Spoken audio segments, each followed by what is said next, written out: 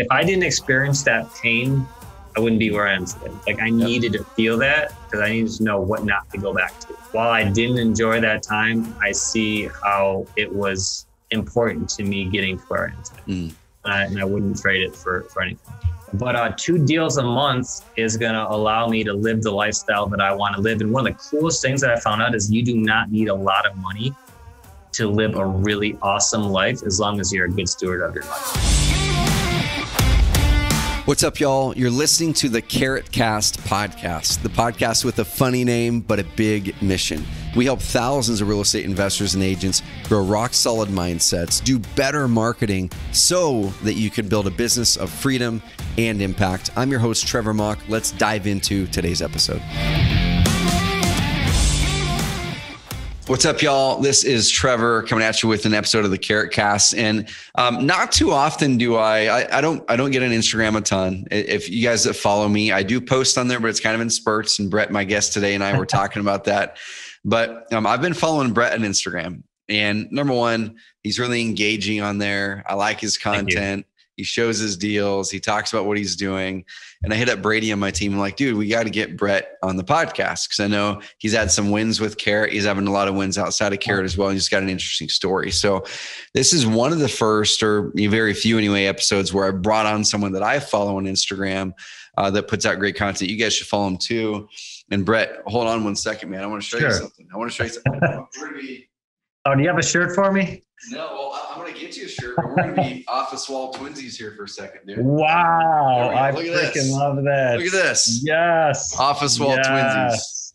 That's freaking amazing. So if you guys are only listening to the audio version, you guys need to go to YouTube and watch it. I saw Brett's poster behind him. Like, dude, I've got the same one. I'm just going to move it behind me. So we're office wall twinsies. That's incredible. I'm going to introduce you now, Brett. So Brett's a Carrot customer. We had a chance to kind of catch up for the first time right before I hit record here, but he's been interested in real estate for a long time, for well over 10 years. But then his journey to get to the spot where he is now, a full-time investor. We were just chatting about an opportunity he's got to actually move to Guatemala now with the freedom he's gained from his business, which is cool because you're actually following your name and Instagram, Flip for Freedom. Exactly. And so I want to talk about how did you build the business? Where did it start? What were some things that got you to where you are? What does your business look like? But then at the end of it, it's like our company mission. We're going to talk about how you're gaining freedom from it. So let's just kind of start with who you are, man, and introduce yourself. Who are you? What market are you in? What's your business look like? Awesome. Yeah, Trevor, thanks for having me on the show. This is a pretty amazing opportunity. I've been waiting all day for this. So I am a wholesaler in upstate New York, specifically Rochester, and I've been in real estate for now going on around 14 years. And to kind of give you guys a backstory, it's I got into real estate working for another local investor, and him and I worked together for 7 years. And it was a student housing company. So I did property management. I was an HR major at St. John Fisher College. So I had some business acumen, and I cut grass. So I never wanted to work for anyone, especially after I graduated and saw what it took to get an HR position. I was like, oh, no, thank you. Dude. Yeah. So, going to RIAs, you know how important that is, going to RIAs, networking and meeting people. And I ended up finding a local investor that was around my age.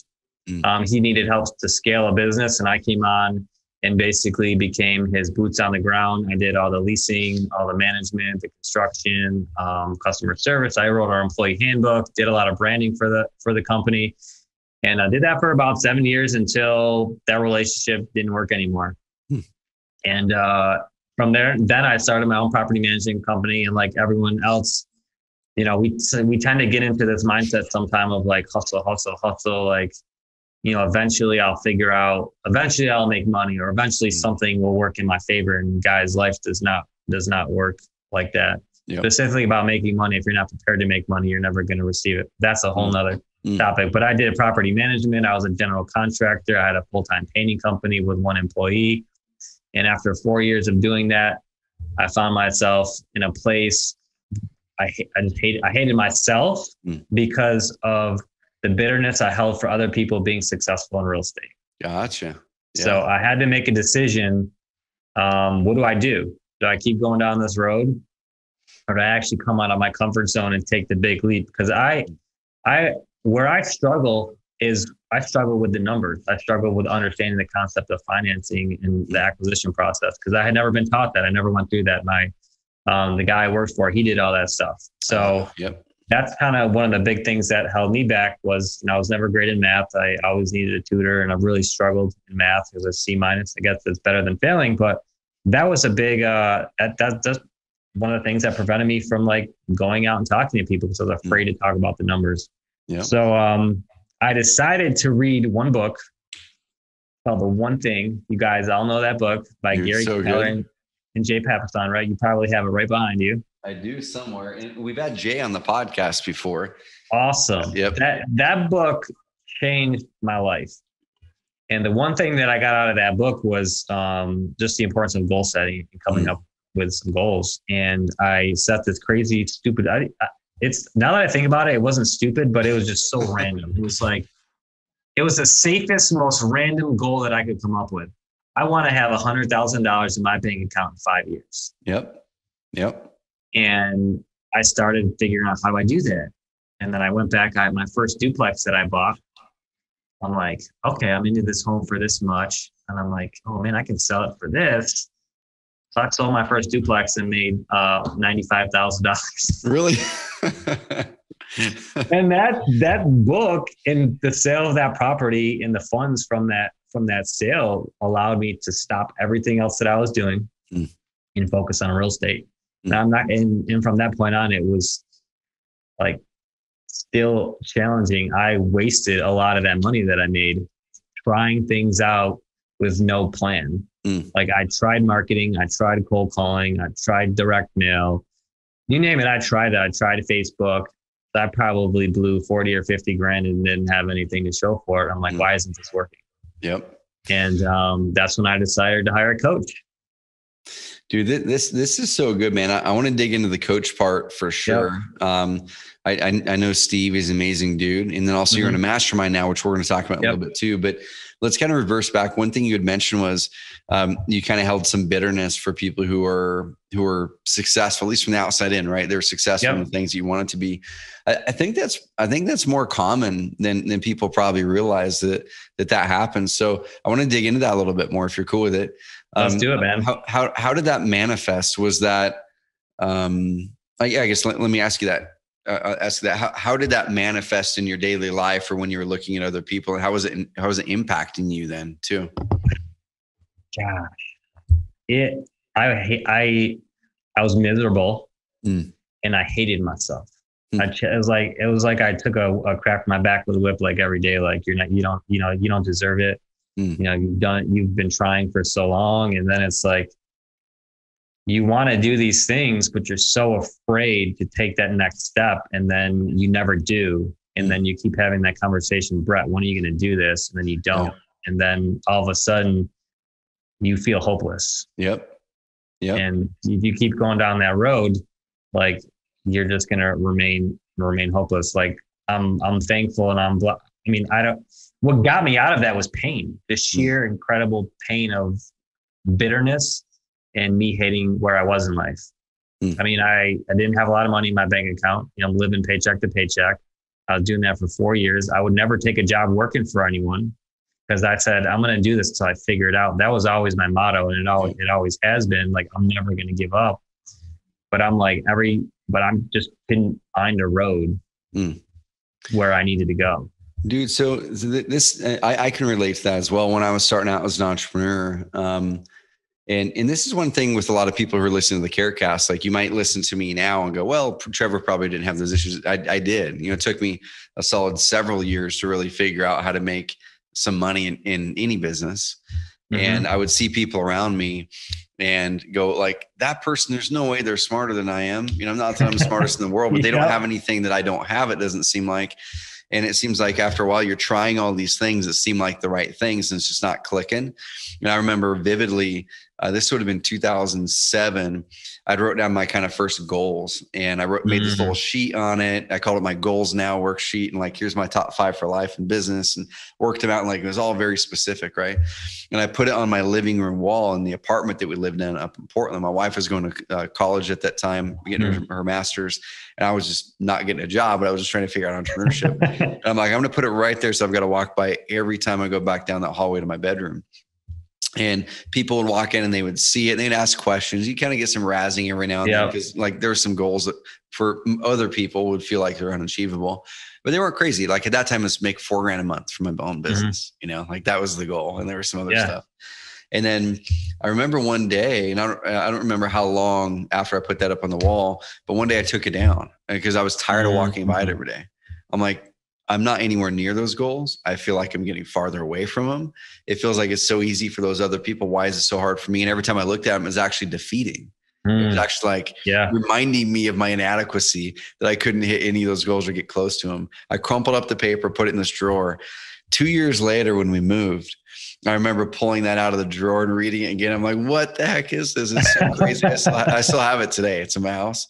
And every one of those goals I'd hit by that time. And I'm like, it was so silly that I let myself get to that spot, but it's normal. And like you had said, the mindset you have now of I'm going to do it till I figure it out. That was the mindset I had to adopt at that point. Was like, it's not a matter of if this can happen. It's a matter of when.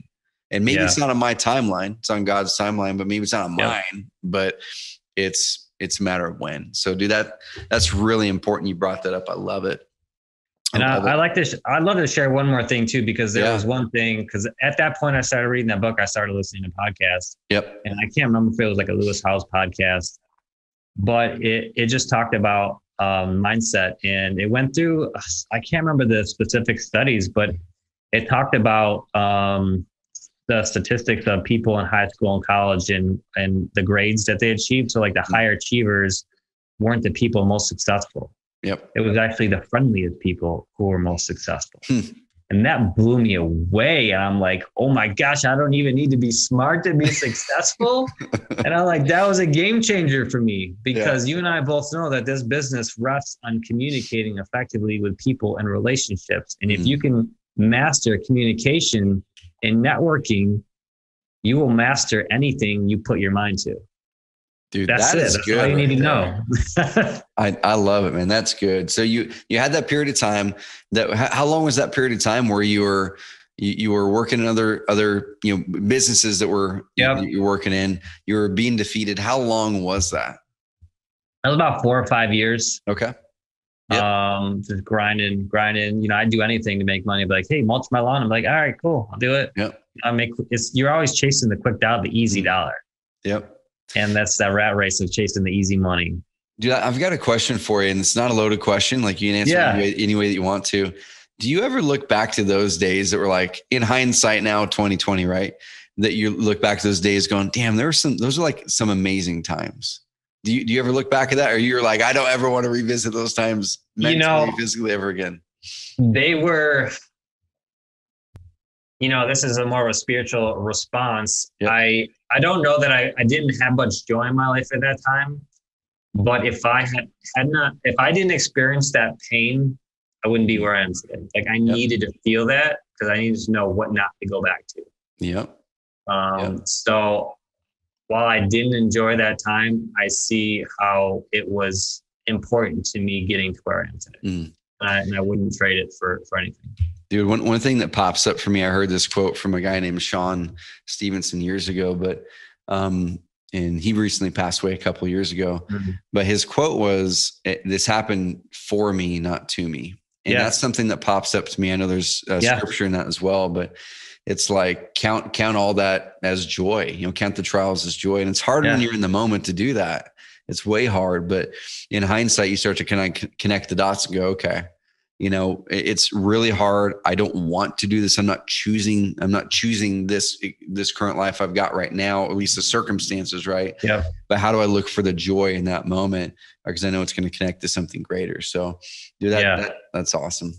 And not they like, I don't mind going down spiritual conversations. So if there's anyone listening who's religious, like any book that you read, personal development book, like you'll find the same information in the Bible. Mm-hmm. And it always blows me away. Like the Bible talks about like praying about things as if you had them now. Mm-hmm. Like that's what gurus tell you to do. Pretend like you have those things now. Like ask and you shall receive, seek and you shall find, and knock and it shall be open. It's like the Bible talks so much about mindset is crazy, and faith too, right? Mindset and trusting the process. Like remember there was just in church we were going through Joshua when they were talking about the Israelites having to I'm gonna butcher this now, but where is it, the wall they tear down the walls of Jericho with just blowing the horns, right? Mm-hmm. And like that's trusting the process.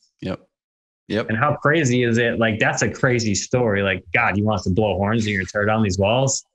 Like so if you have to have faith in that process, you can have faith in doing a direct mail campaign and trusting your budget, trusting your KPIs and your numbers, right? And doing it consistently and it working. Right. I love it, man. I love it. And that'll be an amazing segue. So you went through that initial period and I wanted to spend some time on that because we all go through it. And if there's anyone listening to the podcast that's in that, where you're feeling defeated, where you're feeling like, is this ever going to work? Where you're feeling like, shoot, well, Brett's special and he figured it out. Well, guys, we've all gone through that. The question is, are you going to quit 1 year into that, 2 years into that, 3 years? Brett went 4 to 5 years in. And then the next step was you found a coach. So let's kind of unpack the next couple steps. I want to talk about deals after that. I want to talk about what's working for you, what's not working for you. And, what's the move you're going to make? How are you going to do wholesaling and stuff remotely from Guatemala, which is going to be really cool. But why did you end up getting a coach and what did that do for you as far as accelerate your process? So one of the cool things that I found in interviewing some successful entrepreneurs on my podcast is that you don't need to know anything to be successful in real estate. And like my friend Lee, even my coach, Steve Kavanaugh, they had the right mindset to like, I'm going to figure this out no matter what. And they just sought mentors. And those mentors gave them steps. They took those steps and they accomplished them. And then just momentum, it just keeps building. So that's been the game changer for me, is just continuing to have that mindset. Mm-hmm.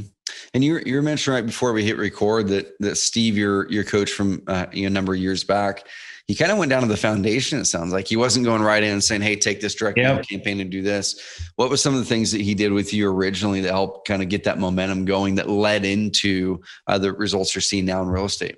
Yeah, that's a great question, Trevor. I think the most important thing you guys can do is paint a picture of what you want your life to look like. Because if you can't figure that out, you have what's called Squirrel Syndrome, right? Do you know what Squirrel Syndrome is? Like, oh, opportunity. Oh my gosh, look at that. I'm gonna chase that one. You're always, you're never staying on the same path. And what I've learned from Steve in Life in Air is like, figure out what you want your life to look like, and then do things one step at a time. And every entrepreneur that I met that's become successful focuses on one thing at a time. And we were just talking about this on our mastermind call today. It's like, well, people want to they're growing in their businesses. They're growing out of their business to start new ones. And they're holding on to that tiny bit of the last business. And it's like, just cut it off.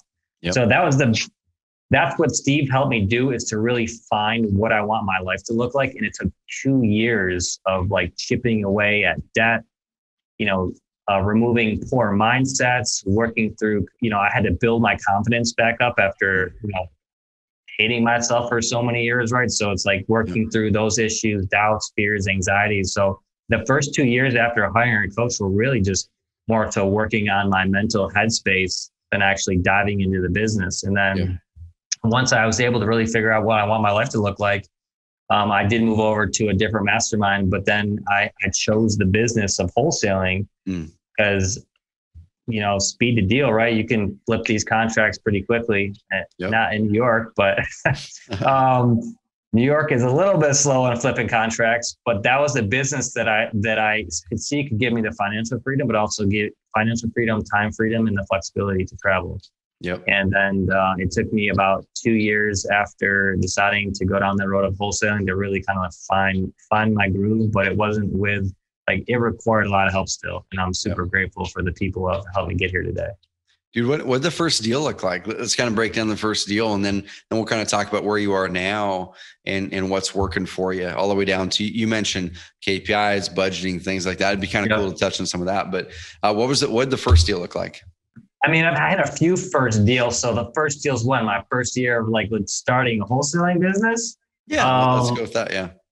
Well, so when I started working on a business model, like you have to have your CRM, you have to figure out what marketing channels you're going to do, and so on and so forth. So I started cold calling. I started a cold calling campaign, and I really had no follow up for that. And I moved into a new CRM. And the first deal that I actually closed was a year later. A year of following up with this one seller, this old woman, Beatrice. She's in Delaware, and it was funny because I didn't have a concrete business model at that point, but it was amazing to get that deal to the closing table. And that kind of set my business off because we cashed a $35,000 check. Dude, that's a big one. And that was huge because that covered my marketing expenses from the year prior, me just wasting money, like trying to figure things out still. But that also gave me a little bit of cushion to get started for the new year. And now that I have all my systems up and running, all my CRM, my call centers, my outbound marketing, Facebook SEO going and running pretty successfully. I'm doing almost 2 deals a month right now. And from like, that's amazing. I have no words of what that feels like. Cause some of you might be like 2 deals a month. And for me, that's all I need. Dude, it's a big deal. I'm not looking to make $1 million, but I'm making almost more than $500,000 this year on some other things, like selling my rentals and some flips in there.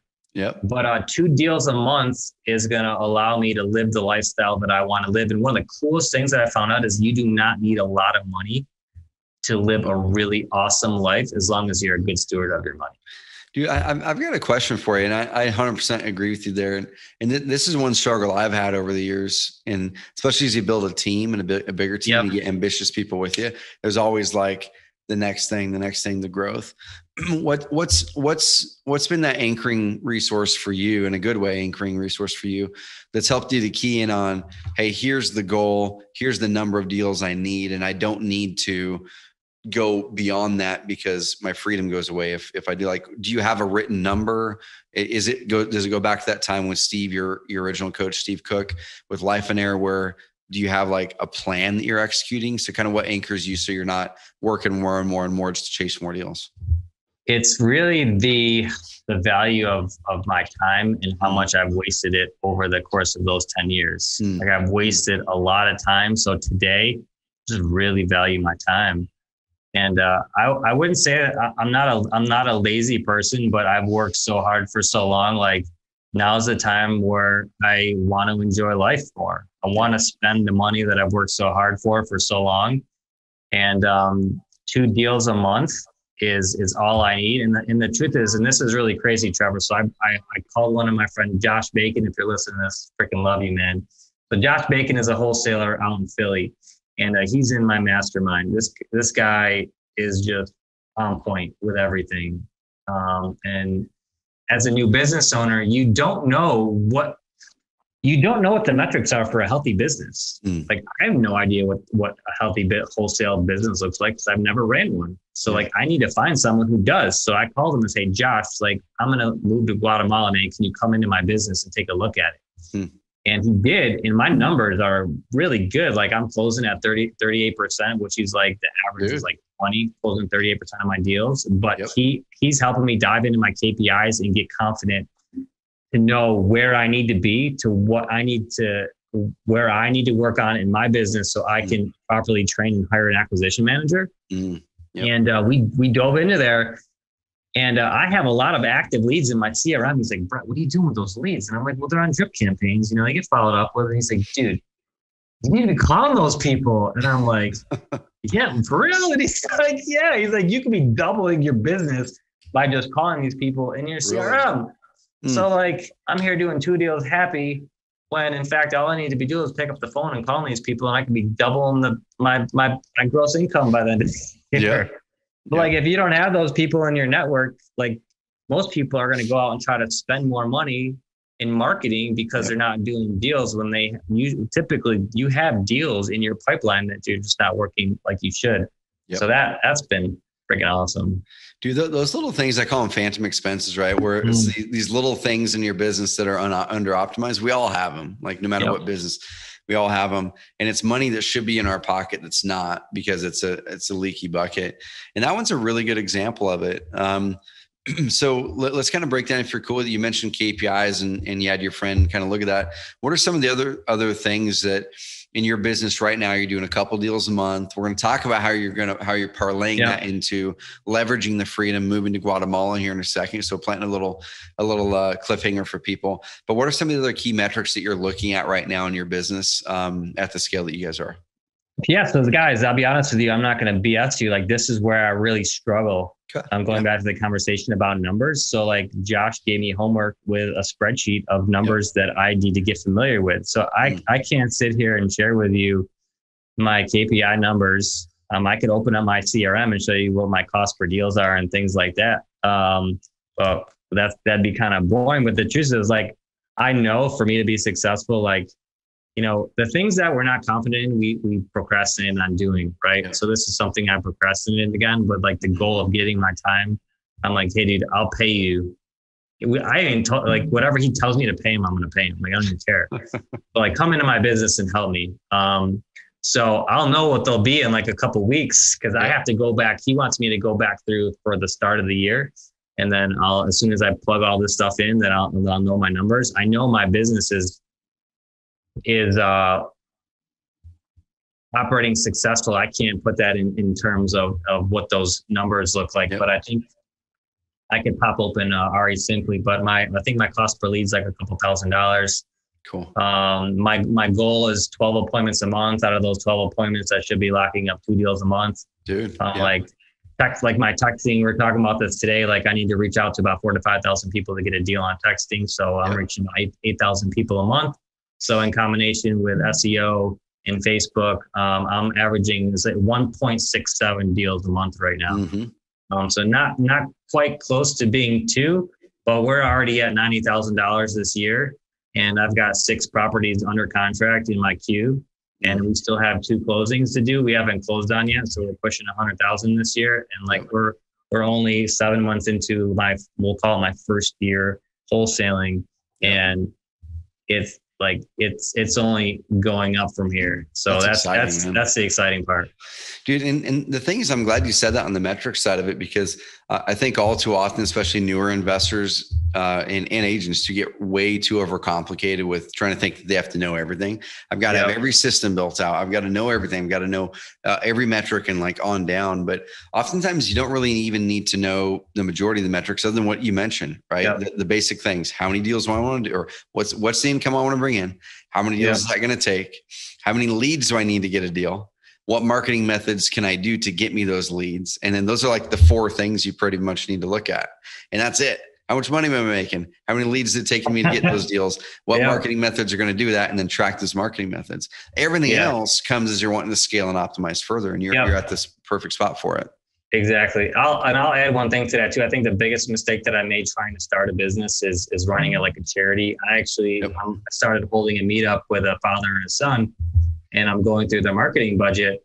And I'm like, well, where are you guys getting the money from? How are you funding this business? And the biggest mistake that I made was like, when I say it's charity, it's because I have money in another account. And if this business isn't making money, then I'm keep pumping money into it. But what that does is prevent you from working out the kinks in your business, right? Yeah. So if that business isn't making money, like, I shouldn't just be dumping money into it. I need to be diving into that business and figuring out what the problem is. Yep.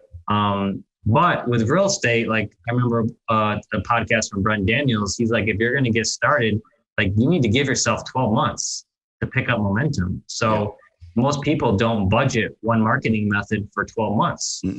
And that people run out of money, or they exchange one marketing method for another one because they think it's not working. But you need to have a budget consistently for 12 months, pick one thing and do it for 12 months. But you can optimize that one thing with a bunch of free stuff that might be even make you more money than whatever you're spending, your ad spend is. Yep. Dude, let's break that down a little bit. So you mentioned earlier some of the marketing that you're doing.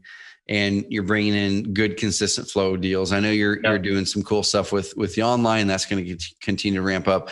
What does the overall marketing mix look like right now? What role does online play in that whole marketing mix for you? Yeah, so I would love to have all inbound leads coming in with my marketing channels, and that would be PPC, Facebook, SEO, which I'm not doing right now. The last component is PPC, but with outbound marketing, you have to manage people, you have to manage teams.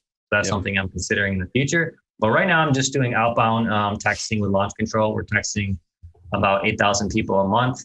I had to learn how to hire people, so I have went through VAs. I've had to train them. I've had to create training tutorials. One of the best investments I ever made to help me do that was John Martinez training, which was a pretty big chunk of change, but I made that money back the same month I paid for it. Big shout out to you, John. He's awesome.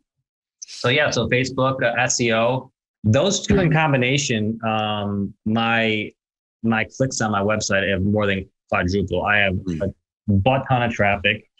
I wish the leads were more consistent on SEO and Facebook, but they're producing leads. I'm going on appointments, and I'm only 2 months into Facebook. I'm a little over a year in SEO, and I'm ranking top keywords, top 1 to 3 in all keywords.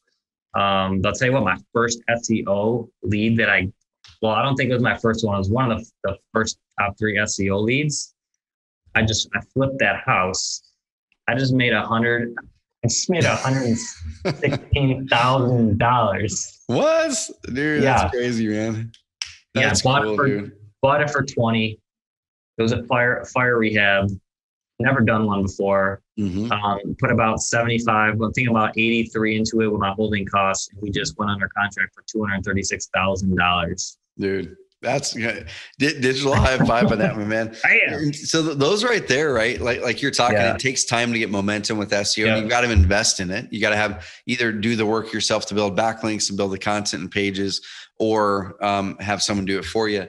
But the thing that we always hear, and I experience it myself too, because one thing I haven't really started documenting a lot, I've mentioned on Instagram a few times, but I'm doing deals too now. So I'm doing somewhere between 2 and 4 deals a month right now. I started about 90 days ago, 100% through Carrot. And I'm like, I'm just going to do what I teach, and I'm going to go out there and just do it and like see what happens.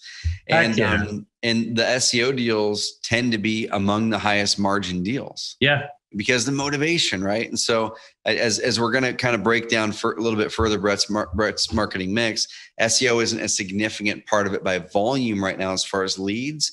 But when you start to look at possibly the margins or the profits on those, you'll oftentimes see the SEO ones are more motivated, i.e. yielding a greater profit margin. Yeah. Awesome. I totally agree. And I'm playing the long game here. Like there might be some wholesalers doing more deals than I am. Yep.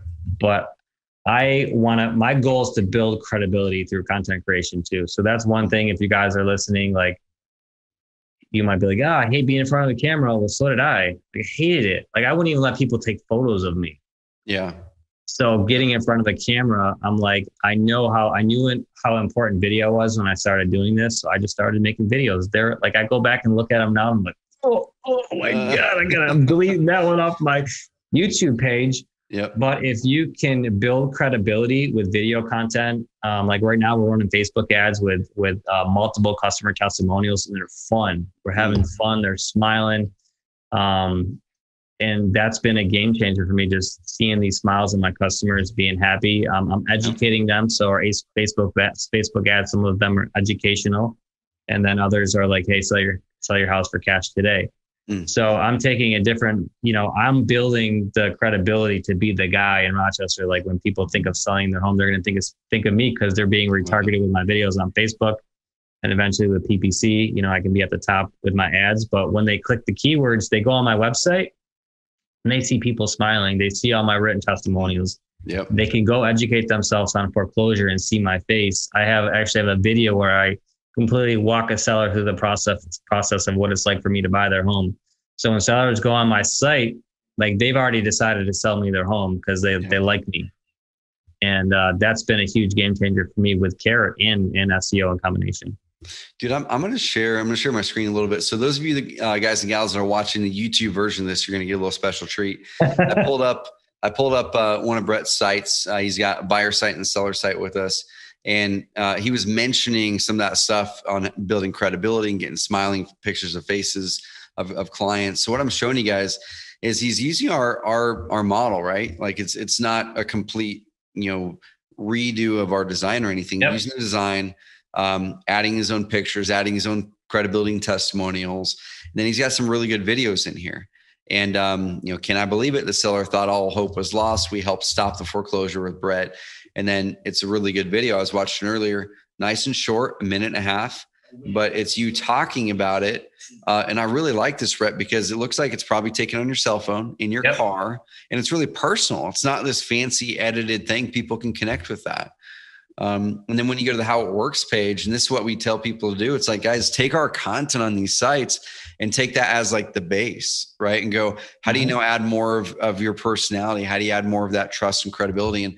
And this is what Brett had talked about a little bit ago. And I love that idea, dude, where he has a video, probably, is that shot with Loom? Is that a Loom video? Yep. I shoot a lot of videos with Loom. So when I'm texting sellers or talking to sellers, like John Martinez always talks about setting expectations. So I'm always sharing this with sellers because they know exactly what's going to happen. They know exactly what a deal is going to look like. They know exactly what their appointment's going to look like. They know exactly what they're going to get. So this one is a little bit longer, but it walks through from start to finish what it would look like working with me.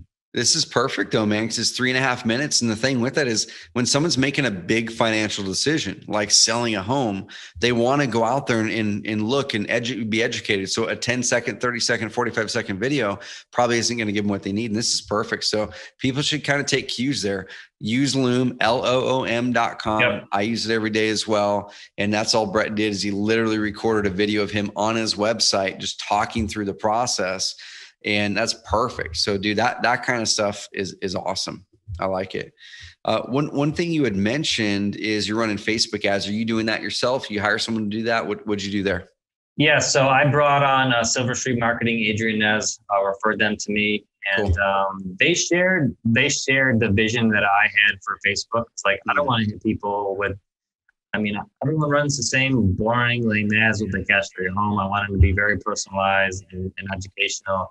And that's the soft sell where if Facebook for me is long-term, I don't know what long-term is like, but like SEO is long-term, right? Facebook, we're cultivating leads and we're converting them over time. Yep. So like, I'm not expecting hot leads necessarily on Facebook, although I've gone on, it's actually brought me some really good opportunities. I've gone on appointments. I haven't closed any yet, but I think we've had 15 leads come in from Facebook in 2.5 months, and I've been on 6 appointments. I think that's a pretty good conversion rate, right? But I'm expecting those to happen over time because we're retargeting these people, we're building trust, and then when the trust is built, then they're going to reach out and ask me to come out and see their home. Dude, so talking about trust, I've got a note on here when Brady and my team and you were talking, also me just following you on IG. How much have you seen that content you're putting online, whether it's on Facebook or on your website or on Instagram? How much have you seen that be a big advantage for you when you're talking to sellers on the trust and credibility side? Seems like everyone should be aware how important trust is, but fully disclose everything you're doing. Mm-hmm. People respect that more than anything, and they'll sell you the home for a better price than someone they don't trust. Like I've had one of my tests, I did like a customer testimonial, like roundup. I have like 5 or 6 testimonials and videos. And this one guy I talked to, he's like, you know what? It's like, you're like one of the most sincere, honest freaking guys that I've talked to in a while. I'm like, man, when I'm ready to sell, and I was just to hear stuff like that because I just am honest.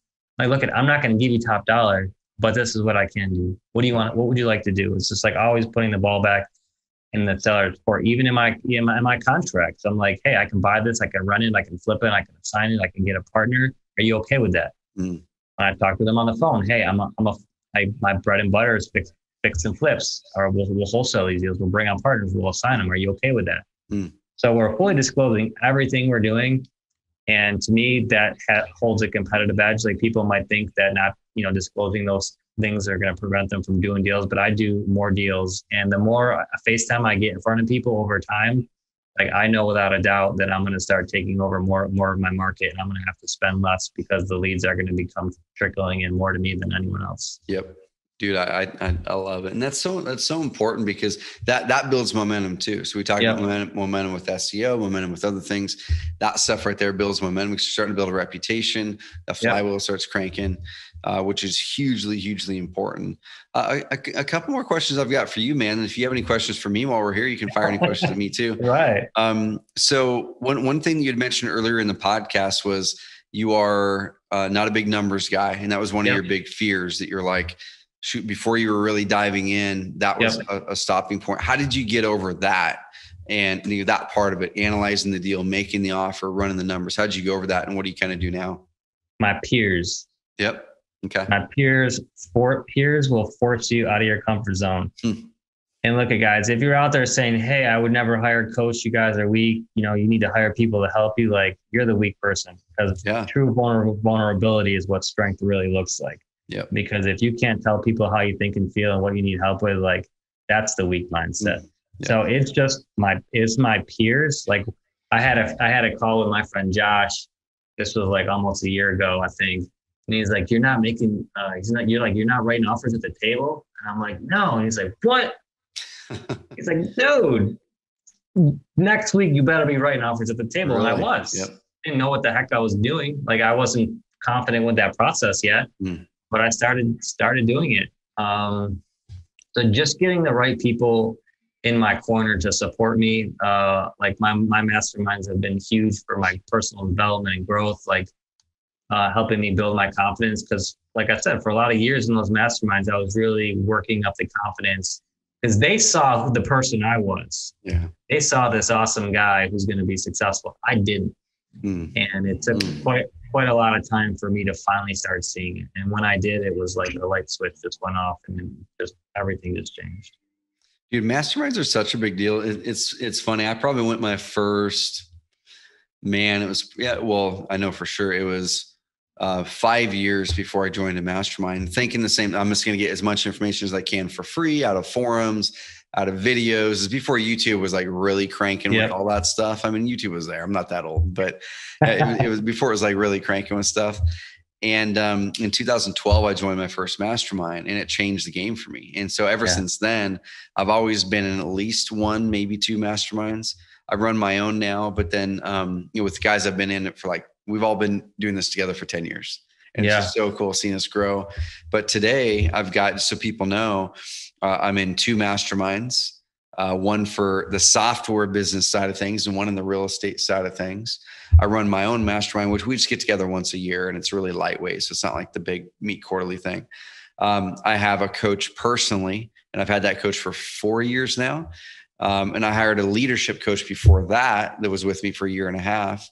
Funny thing is, now I brought the leadership coach back into Carrot, who was my original leadership coach from 2016 through mid 2017. And he's now the leadership coach for all the leaders at this company. And so, guys, coaches are invaluable because like Brett's saying is we have this crap in our minds that we don't recognize, that we don't see. And they can look at it by asking good questions. Go, hey, like Trevor, Brett, like, this is the answer. This is the problem. And you just need to focus in on this. And so, guys, I can tell you, get as much information out of the Carrot Cast as you can, out of YouTube University, out of wherever, but go find an amazing mastermind if you can afford it, or create one if you can't afford it. Yep. Guys, just got to do it. It's going to elevate you probably faster than anything else. Yeah. I mean, one of the things like you guys could do is when I first started just down the road of personal development, there was a real estate wholesaler here. He ended up moving to Denver, but before he left, he had almost $1 million in wholesales, which was wild. The crazy thing is these guys didn't do anything crazy with marketing. Anyways, so I got to know him through a coffee club meetup that my friend and I started. We started our own group. That's, you just mentioned, like, if you don't have a group, start your own. So we did. And we slowly started gaining traction. He was already pretty successful in the real estate in Rochester, commercially and residential. But he saw me making videos on Facebook, and we didn't even know. And he's like, "Hey, do you want to do this coffee club group with me?" And we did. And so I met Rick, and I wanted to be like Rick. I became his friend. Yep. And like a year ago, I would have been so bitter and upset that I would have never ever reached out to like try to cultivate a friendship with this guy. And then we held each other. We did a 30-day accountability call. So every day we did a 10-minute check-in.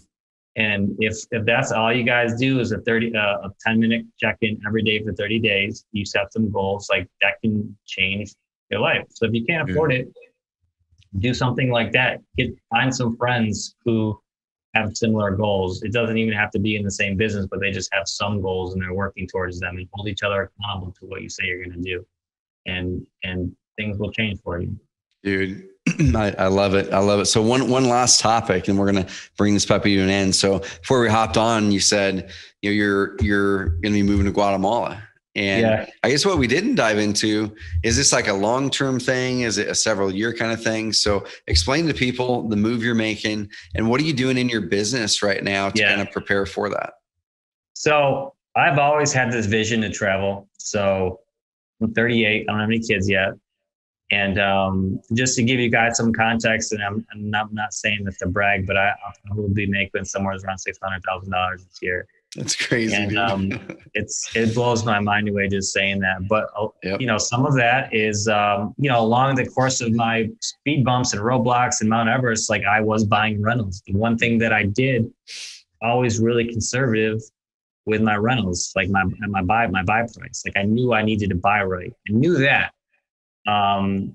So I just sold off all my rentals, and that's a good chunk of my income this year, around 300,000, maybe a little over 300,000, and then wholesaling and flipping. The last one is my house, and that's so I've always house hacked. So I've made almost $500,000 house hacking too, which is really, dude, that's awesome. This house I'm in right now, I should make about 100,000 on the sale of it, tax free, because I've lived here for 2 years. Yep. But getting back to the Guatemala thing, part of that now is I have the confidence in my finances that I can get up and go there and figure things out, and I'm going to be okay. But the cool thing is, with the money that I've had coming in this year, my goal, my wealth building plan is to figure out how I can passively cover all my living expenses. So that's what I'm working on with my coach. Yep. And it should be pretty easy right now.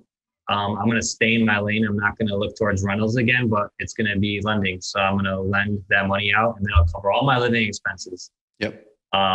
Wherever I am. And that's going to allow me to focus all of my time working on my wholesaling business, which that might be hiring people. Like I have no idea what that's going to look like. The only missing component is an acquisition manager. So that's my struggle in my business now, is getting enough appointments. And that's what Josh is helping me figure out. And I think we've already solved the problem. It's just I'm not pulling the leads in my CRM like I need to be. And that alone should give me the appointments I need to afford to pay for an acquisition manager. So you're going to have an on the boots on the ground acquisition manager in New York. Yep. Okay.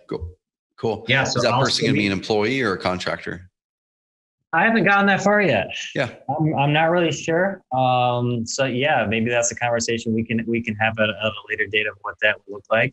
Yeah. But my goal in the business is really going to be like a coach. I'm going to still have my outbound lead managers. I'll still be working in the CRM. I am bringing someone on that I'm going to be paying some serious commission to. She might be making more money than me because she's a freaking rock star. So she's going to be cold calling and working leads in my CRM.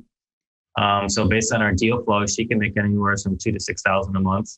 Dude, awesome. Just on deals. So bringing her into the mix, just finding the right people to be part of your team is kind of what I'm working on. But the biggest thing that I got on my last mastermind is like what it takes to be a leader, a good leader. So that's been my focus now, is focusing on what's required of me to be a leader, to lead these people, to motivate them, to encourage them, to successfully help them reach their goals. Because like I can't get what I want unless I help them get to what they want. So you have to fit their goals into your business, and that's what's required to be a leader. And that's something I'm just learning too. Dude, and that's the cool thing about leadership, is that journey never ends. Like I remember probably a decade ago, I got some leadership books. Someone gave them to me. I'm like, I'm a leader already. I don't need to read these books. And in actuality, I did need to read them but I wasn't really leading people, right? I wasn't really leading people. And And now that the team has grown and there's different levels of delegation, I just literally recorded a podcast on that this morning. It's going to go out. It's a Trevor Truck Talk because I was driving to work today. It's going to go out in the next few weeks. But as you grow, it always changes. And so that's a journey that I've really enjoyed. It's hard. It's like one of the hardest things I've done as you grow is becoming a really good leader. If you're always looking at growing the company, if the company is looking at staying in a kind of a more static spot, which is amazing, you can really master leadership at that level. But then as soon as you start to grow and add more people and add managers and whatever, it gets more complex and your level of leadership growth has to go up. But dude, I'm really pumped that you're diving into that. No, I was going to ask you a question, Trevor, like how has leadership affected your personal life? Because that's kind of where that leads into me going to Guatemala too, and I can get there. But like, what has leadership done for your personal life? Because I can already see how it's trickled into other relationships. Man, I think the biggest thing, this is probably more so in the last year or two, Brett, is I ask a lot more questions now than I used to. I still catch myself a lot giving opinions, right? But nowhere near like what I used to. And I'll do that at home too. So with my kids, they'll ask me something and then I'll ask them back with a question now. So like you ask them questions to get them to come with a conclusion that you can kind of coach them to it.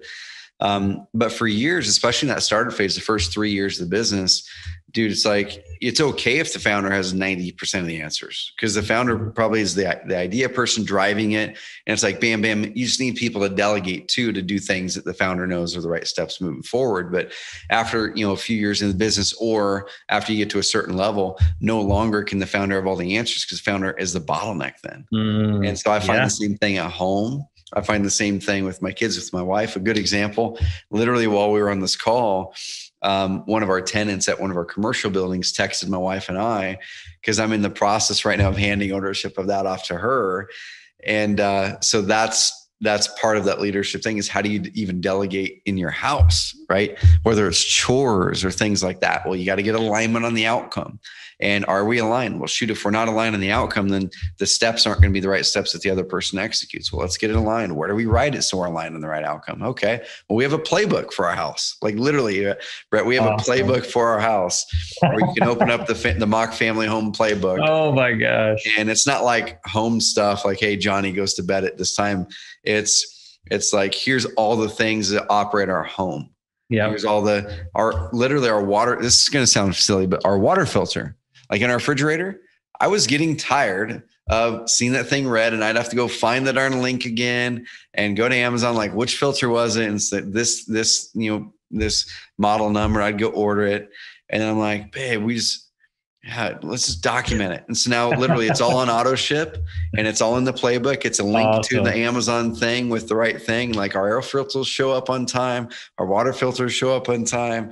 The yard people, the this people. Yeah. SOPs for your household. Yeah. And so I never would have done that 5 years ago, but I do now because like you were saying, I'm going to revert this back and pull it full circle is I value my time more better. Because I don't want to be spending time looking for a water filter that I've ordered 3 times already, but I haven't taken the initiative to document where the heck I got it and what the link was. And instead, I'd rather automate it, focus on it one time and focus on my family, focus on my kids, focus on my wife, focus on me versus focus on buying water filters. So those little things, man. But dude, this topic is so big, and I'd love to have you back on as you wade through this more. It'd be kind of cool to see the 6-month version of you or after you move to Guatemala. That'd be pretty cool. I'm still in one piece. So the cool thing about that trip is, for those of you wondering why I chose Guatemala, my girlfriend actually lives in Antigua. And when we first met, I found myself being extremely selfish. Like, my business is getting momentum. Like, I'm not going to move. I'm not going to do blah, blah, blah. I'm not going to do this. I want to focus on my business. And I started thinking about that. I'm like, I'm being a horrible leader. This is not like, I'm being really, really selfish. So then I just started walking through what it looks like to be a leader. And what I decided was that I need to go there and support her. So she had property there. She renovated her first property. She's got another property that we want to turn into an Airbnb. So my goal is to go there and she wants to start a financial consulting business. So she can live off the cash flow from those 2 properties. And we want to travel. So I'm going to go there. And even if I make less money next year or this year, whatever, it's okay. Because I already have a plan to build wealth. And it's okay if I cut my income back a little bit because I'm living for free. I'm passively living for free from what I'm doing with my money. And I have to set I'm setting myself aside temporarily a little bit. Like I'm going to really work hard on my business for it to be successful. I'm not saying that I won't, but I'm going there to really support her, kind of put her before my needs. So we can both work together towards ultimately the same goal. So like I'm super excited to get there and be able to do that with her. I never thought I would meet someone who shared a vision like I did. I thought I was always out of my element. And I was single not to get on that top, but I was just single for a long time because I would never sacrifice my goals for someone. But it's really cool when you meet someone where you don't have to sacrifice those things and you can work towards them together. Dude, that's exciting, man. I'm, like I said before we hit record, I'm happy for you. It's really cool seeing the progress, dude. I want to see you keep up the journey on Instagram. Sure. I'm following you. A lot of people follow you over there. It's gonna be really cool seeing you make that move to Guatemala and have you document it there too. And if you were to kind of give anyone advice who's newer in their journey, and this episode here is really highly focused on people that are newer in their journey. Let's kind of sum it up into a couple little tips or nuggets. What are the biggest things you would want to have people take away from this episode? So if I could rewind my journey, as long as you have the right mindset, give your time to the right people. So that's another podcast in itself. Who are the right people? The right people are someone who they're not takers. They're going to ask you first, what are your goals? What are your visions? What do you want on your life? Those are the people you want to put yourself around. So find those people and then give them as much time as you can. And they will teach you everything you need to know to be successful. You don't need any money. They have the money. So I try to share that with people, and I don't know why it doesn't sink in. But you literally need no money and no experience, and you can start doing deals just with the right mindset, because you're going to do deals with someone else, and because they don't have all the time in the world, but you may. And if you don't have a lot of time and you have a little bit of money, what I would suggest would be to hire a coach. Find the right coach. Again, find someone who cares about what you want first, and then help them. Then they're going to help you put a real plan together. But ultimately, if you do have money, like we were talking about, you need to create a budget and you need to be confident in a process. And it is really hard to be confident in something you've never done before. And that's where a coach comes into play. Dude. So they're going to keep you on pace and on track to hit your goals. Such amazing advice, man. And the cool thing, it's all wrapped around people. It's getting around the right people that can fuel into you. You can fuel into them and grow from there. So Brett, man, I appreciate you hopping on here today, dude. Thanks, it's been fun. Awesome. Fun connecting with you. And it's fun seeing the progress in your journey. And I absolutely love, I know you're not going to probably love this, or you wouldn't love to hear it then, but I love that it took you a while to get the momentum, because it doesn't happen like that for most people. It's actually the exception of people that it happens like that for. And so it's really cool seeing that you powered through it. You had the long-term mindset. You executed the things that would work. You hired coaches. You got around the right people, got around the right masterminds. You hired Kylie at Silver Street because you knew the same thing goes back to people, right? Yeah. And so, dude, I'm just so pumped to be a part of your journey in the little way that we are here at Carrot. And hopefully we can help you close even more deals, leveraging online. You got the big 6-figure one, which is a big win. And appreciate you hopping on here with us and keep inspiring. Where can people follow you? Yeah, so you can follow me on Facebook or Instagram. I'm usually most active on photos on Instagram, and just kind of sharing my journey is just @flip4freedom.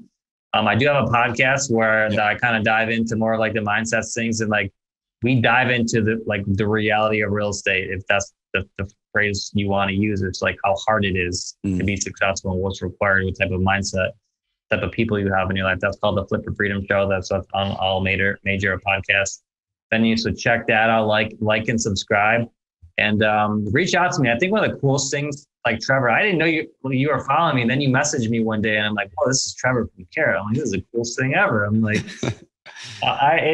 so this is really cool. Like, and Trevor and I were talking. So like, if you see someone you like or want to be like, and they have a good vibe and you see them giving back on their channels, like reach out to them because they'll talk to you. Like, don't be afraid to talk to someone. Just the best advice I can give you is just don't waste their time. If you do, they'll drop you right away. Try to add value first.